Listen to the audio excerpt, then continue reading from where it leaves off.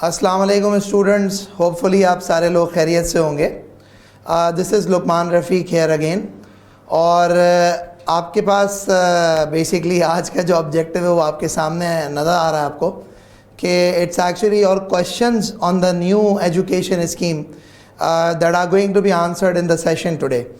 तो मैं बेसिकली यहाँ पे मेरे पास बहुत सारे क्वेश्चंस स्टूडेंट्स की तरफ से आ चुके हैं।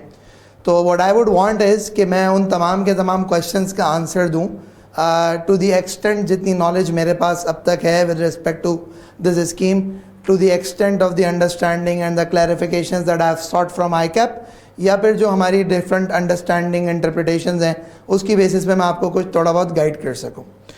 तो सबसे पहला जो क्वेश्चन है वो सबसे पहला क्वेश्चन, बड़े नादान होते हैं बच्चे। पहला क्वेश्चन ये है कि क्या मुझे IA एंड इको की एग्जाम्शन फ़ी पे करनी पड़ेगी।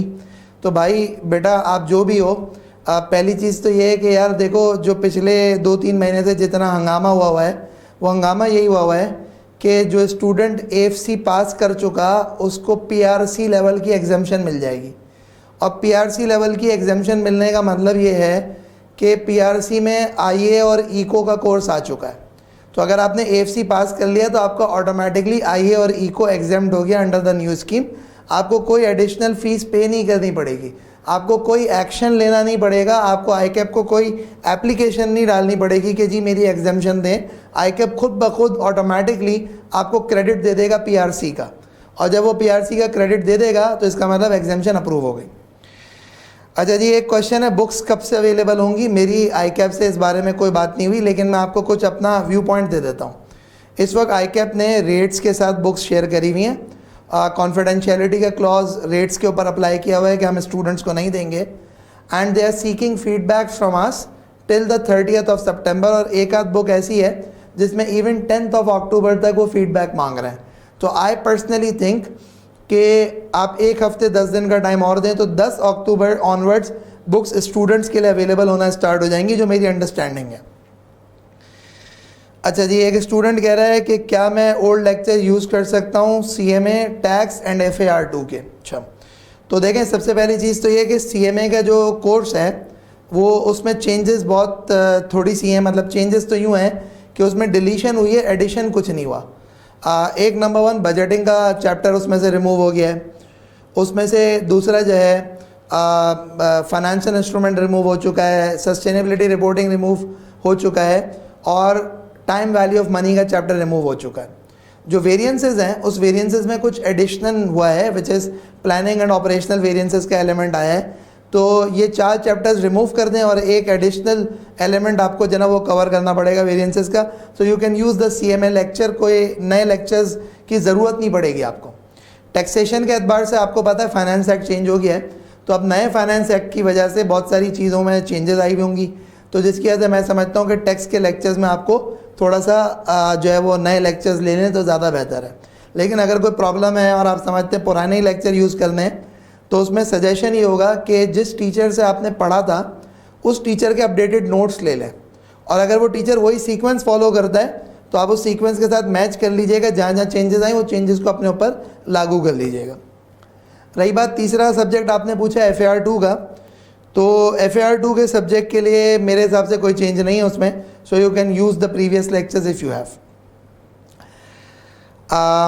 अच्छा, एक और क्वेश्चन है, मैं 3 पेपर्स की फ़ी पे करके क्या 2 पेपर्स अटैम्प्ट कर सकता हूँ। देखें अभी तो स्कीम एप्लीकेबल हुई है और हमारे बच्चों की जुगाड़ें शुरू हो गई कि ICAP ने मैंडेटरी कर दिया 3 पेपर देना। अब बच्चे ये कर रहे हैं, ये प्लानिंग कर रहे हैं कि जी 3 पेपर की फ़ी पे करेंगे, प्रिपेयर 2 के लिए करेंगे और 2 पेपर दे देंगे। तो देखो इसका मेरा आपको आंसर ये होगा, आप करना चाहें तो आप कर सकते हैं, बट आप ऐसा ना करें। आप 3 के 3 पेपर की तैयारी करें, बिकॉज अगर 3 पेपर भी नहीं दोगे तो क्या दोगे यार।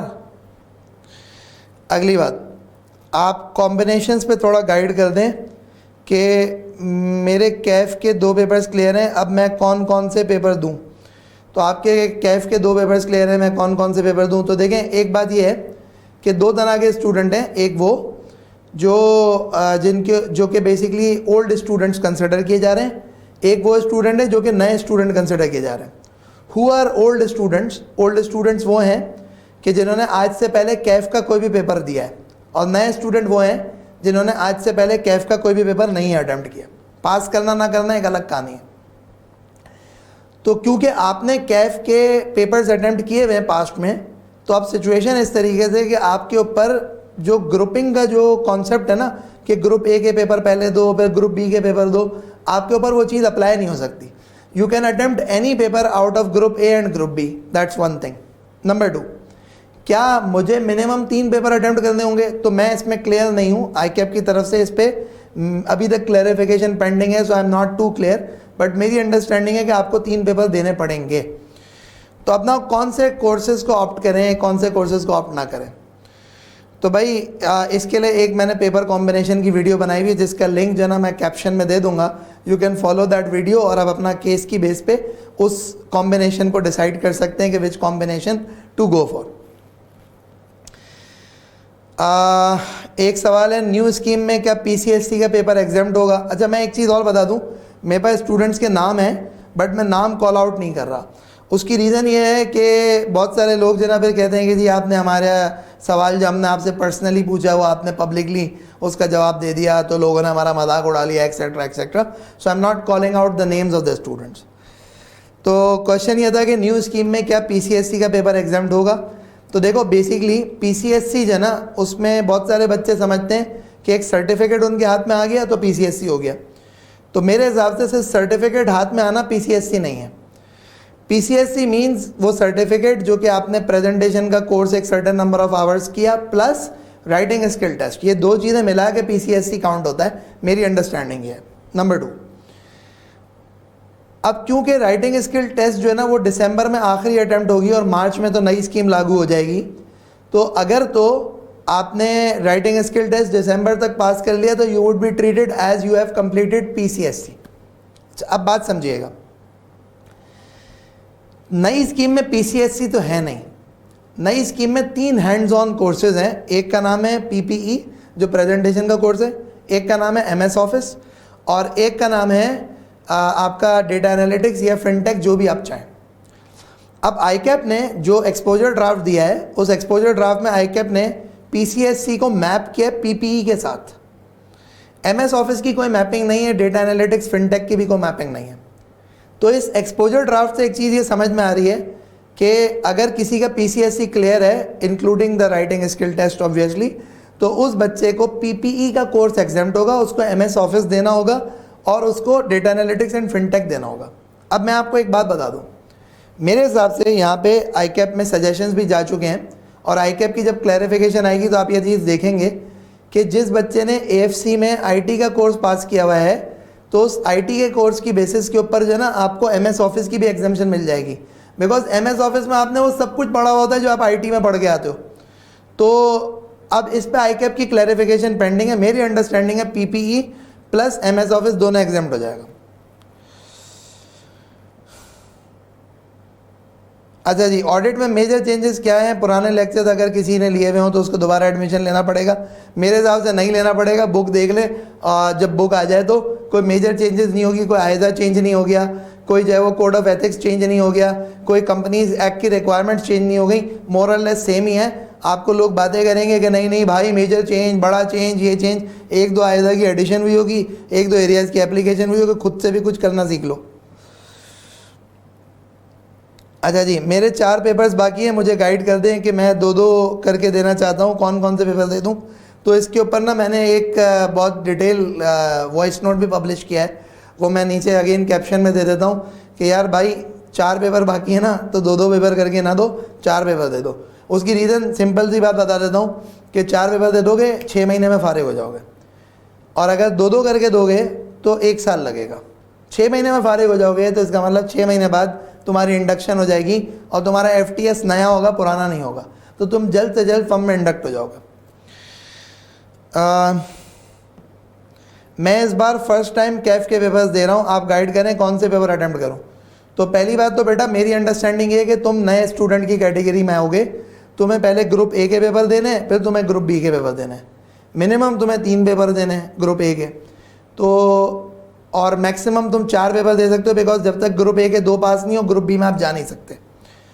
तो अब उसमें यह है कि FAR 1 ज़रूर दें क्योंकि आगे FAR 2 बढ़ना है। टैक्स ज़रूर दें, इसकी रीज़न ये है कि टैक्स से आपको फ़ायदा ही होगा कि टैक्स अल्लाह ना करे रुकता भी है ना तो 6 महीने बाद भी टैक्स का सेम कोर्स एप्लीकेबल होगा, बिकॉज फाइनेंस एक्ट नया नहीं आया होगा। और तीसरा कोर्स जो है वो CMA दें या लॉ दें। तो अब basically my suggestion is going to be कि आप जो है ना वो CMA का कोर्स दे दें, क्योंकि ताकि आगे आप जो है ना ज़्यादा आसानी से जो है ना मतलब दूसरे MFA के कोर्स और FAR2 के कोर्स और ये सब कुछ कर सके। अच्छा जी, एक बच्चा पूछ रहा है मेरा एक पेपर QM रह गया है, मल्टीपल टाइम्स रह गया है, क्या मुझे पेपर दिसंबर में अटैम्प्ट करना चाहिए? हर सूरत अटैम्प्ट करना चाहिए, हर सूरत आपको अटैम्प्ट करना चाहिए। उसकी रीज़न है बेटा ये तुम्हारे पास तो गोल्डन अपॉर्चुनिटी है, QM का पेपर पास करो, AFC कंप्लीट करो, IA ECO की एग्जामिशन भी ले लो। अल्लाह ना करे QM पास नहीं हुआ तो तुम्हें आगे IA ECO भी देना पड़ेगा।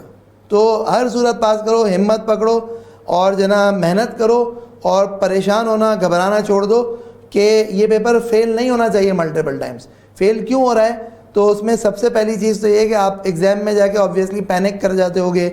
नंबर 2 शायद आपकी टेक्निक में मसला होगा, रट्टे मार रहे होगे। रट्टे ना मारो, चीज़ों को समझो, और अगर प्रॉब्लम होते हैं तो बेटा थोड़े से पैसे लगा के किसी प्राइवेट ट्यूटर को एंगेज कर दो, अपनी तैयारी करो, पेपर पास करो।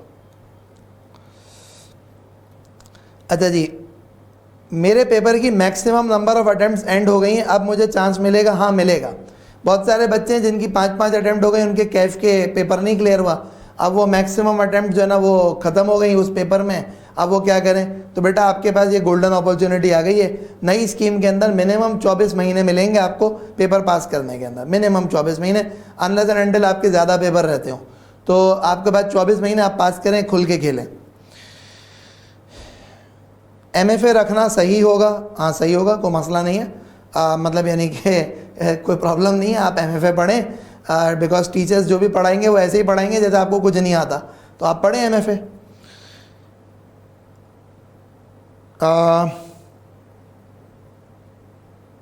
सर MFA का कोर्स लेने में रिस्क तो नहीं है क्योंकि टीचर्स भी पहली बार पढ़ा रहे होंगे? अरे भाई कोई रिस्क नहीं है यार, क्या बातें कर रहे हो। MFA के कोर्स में 30-40% BMBS का पोर्शन है, बाकी BFD का पोर्शन इम्पोर्ट हुआ है। और तो पॉइंट इज़ के बहुत सारे टीचर्स जो आप देख लें, टीचर सही इंतखाब करिएगा कि टीचर्स पढ़ाएंगे और they have the knowledge and they know how to teach. तो वो कोई आप पे तजुर्बा थोड़ी बेटा कर रहे होंगे। इट्स जस्ट दैट वो कोर्स पहले फाइनल लेवल पे होता था, अब नीचे लेवल पे आया है। और बहुत सारे टीचर्स ACC में भी पहले पढ़ा चुके हैं इस तरह के कोर्सेज, तो वो तो ज़्यादा आइडियल होंगे उस तरह के टीचर्स पढ़ाने के लिए। मैंने CAF 1 नहीं पढ़ा, अब मैं FAR1 कैसे पढ़ूँ? देखो बेटा बात सारी है कि CAF 1 नहीं पढ़ा ना, तो अब अभी से पढ़ना शुरू कर दो। बहुत सारे इंस्टीट्यूट फ्री क्लासेस दे रहे हैं, वो पढ़ लो। अगर नहीं पढ़ा रहे फ्री क्लासेस तो कहीं से पैसे दे के खरीद लो CAF 1 का कोर्स और तैयारी करो, जान छोड़ो। मतलब यानी कि FAR1 तो देना है ना आगे, तो अपनी बेसिक अकाउंटिंग 1-1.5 महीने में तैयार कर दो। मेरा IA वीक था, अब मैं FAR1 के लिए क्या पूरा IA दोबारा पढ़ूँ? नहीं। देखें FAR1 में अकाउंटिंग स्टैंडर्ड्स मेजरली हैं, और मैं ये समझता हूँ कि अगर आप IA के फाइनल अकाउंट्स के मैक्सिमम क्वेश्चंस कर लो ना, तो आप FAR1 के लिए ऑटो रेडी हो जाओगे। क्यों? फाइनल अकाउंट्स के क्वेश्चन में हर तरह की चीज़ एग्जामिन होती है, बेड डेट, डेप्रिसिएशन, आपका एक्रूवल्स, प्री पेमेंट्स वगैरह वगैरह, सब कुछ एरर्स, सब कुछ एग्जामिन होता है। तो अगर आपने फाइनल अकाउंट के 10 सवाल 15 सवाल कर लिए तो आप ऑटोमेटिकली सारे कॉन्सेप्ट रिवाइज करके बैठ जाओगे। आपको पता होगा क्या चीज़ का इम्पैक्ट बैलेंस शीट में किया जाएगा, क्या चीज़ का इम्पैक्ट PNL में किया जाएगा, क्या चीज़ जो है वो कैसे कैलकुलेशंस होंगी, आपको सब पता होगा। ICAP ने क्या मैक्सिमम पेपर्स की लिमिट सेट करी है? तो द आंसर इज़ कि ICAP ने मैक्सिमम पेपर्स की मेंशन नहीं किया नई स्कीम में। पुरानी स्कीम में 5 पेपर थे, नई स्कीम में कुछ मेंशन नहीं किया। अब एक बात सुनो, जो पुराने स्टूडेंट हैं, अगेन मैं बात कर रहा हूँ जिन लोगों ने पहले CAF का कोई पेपर दिया हुआ है, तो उनके ऊपर तो ग्रुपिंग अप्लाई नहीं होती। तो अगर आप मिसाल आपके 6 पेपर रह गए हैं और अगर ICAP के नए उसमें एक्सपोजर ड्राफ्ट के बाद जो फाइनल स्कीम आती है उसमें कुछ नहीं आता, आप 6 पेपर दे दो कौन रोक रहा आपको। लेकिन जो नया स्टूडेंट है वो मैक्सिमम 4 दे सकता है, इससे ज़्यादा नहीं दे सकता, क्योंकि उसकी रीज़न है उसको मिनिमम 2 पेपर क्लियर होना चाहिए, राइट। तो उसमें भी ये है कि अगर किसी के 2 पेपर क्लियर हो गए तो आगे जाके वो कहेगा मेरे 6 पेपर रहते हैं। तो अभी ICAP ने कोई लिमिट सेट नहीं करी है, मिनिमम की सेट है 3 पेपर, मैक्सिमम की कोई लिमिट नहीं है। आगे चेंज हो जाए तो कोई भरोसा नहीं। सर बेस्ट इंस्टीट्यूट कौन सा है?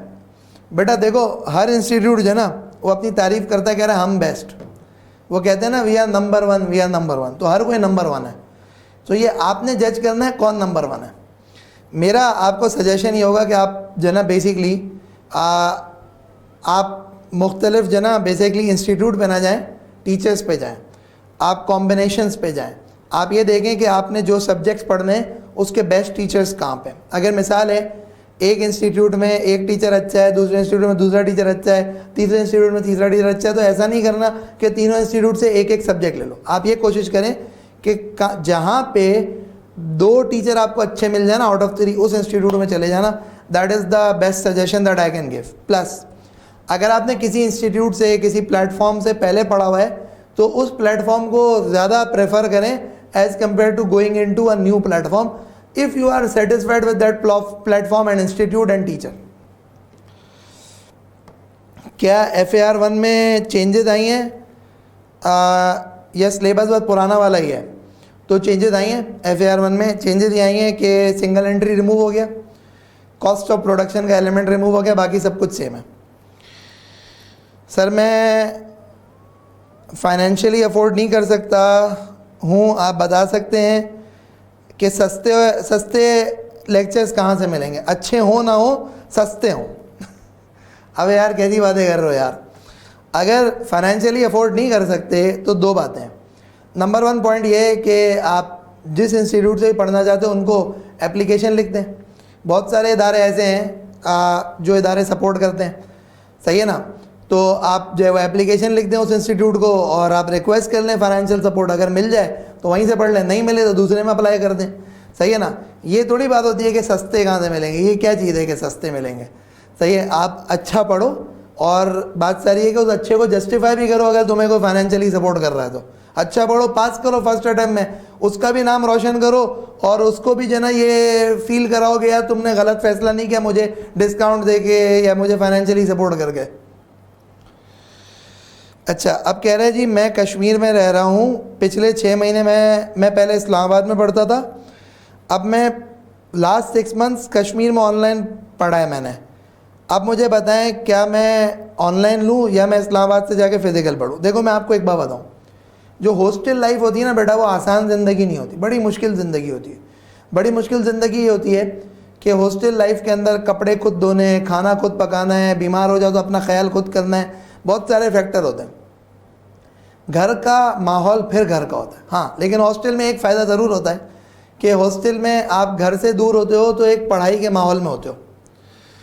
और दूसरी चीज़ आपको एक ये होता है कि घर में जो बहुत सारी डिस्ट्रैक्शंस होती हैं वो नहीं होती। लेकिन हर चीज़ के अपने फ़ायदे हैं, बट मैं ये समझता हूँ घर में रहना, घर वालों के साथ रहना, माँ बाप के साथ रहना, भाई बहन के साथ रहना, ये ज़्यादा फ़ायदेमंद है अनलेस एंड अनटिल कोई मेजर इशू हो, वरना ये ज़्यादा फ़ायदेमंद है as compared to going out और फिर फिज़िकली हॉस्टल में रहो, बीमार पड़े हो, खाने का कुछ नहीं है, बाहर का खा रहे हो, रूहानियत भी जाती है, बीमारियां भी आती हैं, बहुत सारे मसले मसाइल होते हैं। तो मेरा सजेशन ये होगा अगर ऑनलाइन पे काम हो सकता है तो ऑनलाइन पे काम कर लो, फिज़िकल को छोड़ दो कि वो आगे CFAP में फ़िज़िकली रहना है यार, हर शहर में आर्टिकल तो नहीं होती ना, तो CFAP में चले जाना कहीं भी फ़िज़िकली, अभी कैफ कर लो ऑनलाइन।